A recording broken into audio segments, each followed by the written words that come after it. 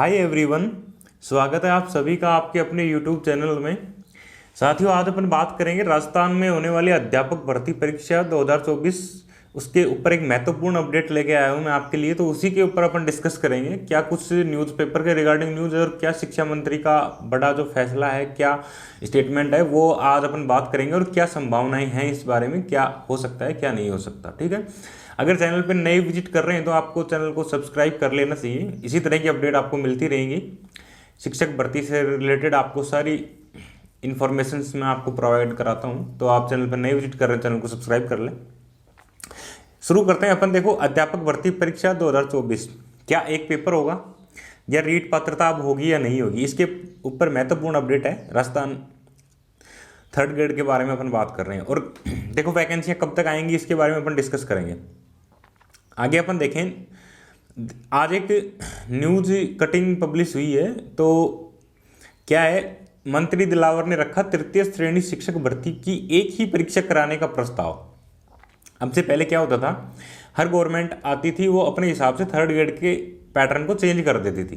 पहले कांग्रेस गवर्नमेंट ने हमेशा से करवाया कि 2 पेपर करवाए हैं थर्ड ग्रेड में राजस्थान में, एक पात्रता परीक्षा और दूसरा मेन पेपर।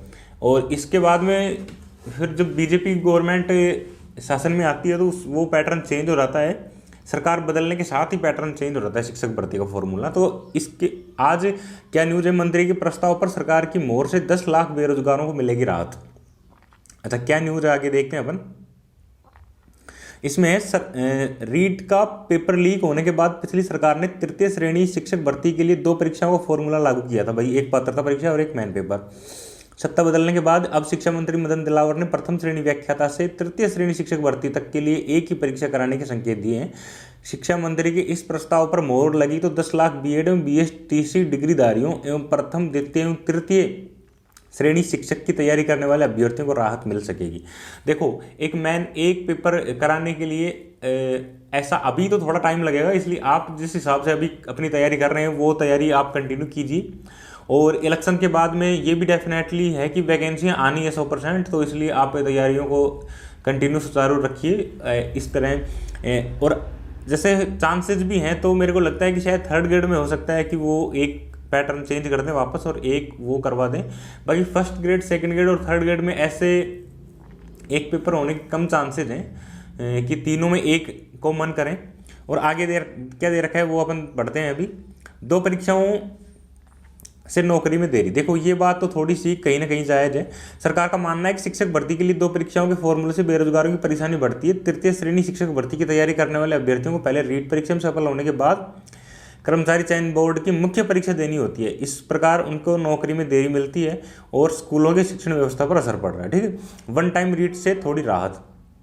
अब देखो, वन टाइम रीट्स क्या होगा, पहले अब मतलब ऐसा पैटर्न कर रखा है कि रीट की वैलिडिटी लाइफ टाइम कर रखी है। अब देखो, वापस अगर ये चेंज होगा सिस्टम, एक ही पेपर से करवाएंगे ये सब चीज़ें, तो फिर थोड़ा सा कुछ ना कुछ तो चेंज करना पड़ेगा। देखो, पहले जो रीट 2022 पात्रता का आयोजन हुआ था उसमें क्या था, उसकी वैलिडिटी लाइफ टाइम थी। तो वो जो सर्टिफिकेट हैं वो अब भी लाइफ टाइम है। अगर एक ही पेपर से ये लोग वापस पैटर्न चेंज होगा और वापस एक ही रीट के पेपर के आधार पे ही अगर थर्ड ग्रेड में नौकरी मिलेगी, तो वापस फिर वो ही सर्टिफिकेट का इश्यू आएगा कि क्योंकि वो लोग पहले ही स्कोर लेके बैठे हैं, जैसे बहुत सारे जिन्होंने रीट पात्रता में अच्छा स्कोर कर रखा है, तो उसी की बेसिस पे कैसे नौकरी मिलेगी। फिर वो लोग आगे आते रहेंगे और नए, तो फिर बहुत कम चांसेस हो जाएंगे। इसी वजह से कुछ ना कुछ तो संशोधन करना पड़ेगा गवर्नमेंट को। आप लोगों से अभी यही आशा और उम्मीद है कि आप लोग जो तैयारी कर रहे हैं उसी पे करते रहिए, उसी पैटर्न पे। देखो, ये भी दे रखा है कब कब परीक्षा चेंज हुई थी। 2003 में पहले जिला परिषदों के थ्रू आरपीएससी को दिया, फिर आरपीएससी ने 2004 में पहली बार करवाई। ठीक है, उसके बाद में 2011 में रीट हुई, 2012 में आरपीएससी, फिर वापस 2016 में जब बीजेपी गवर्नमेंट ने आया तो वापस 2016 में आरटेटो खत्म करके रीट के माध्यम से भर्ती परीक्षा करवाई थी।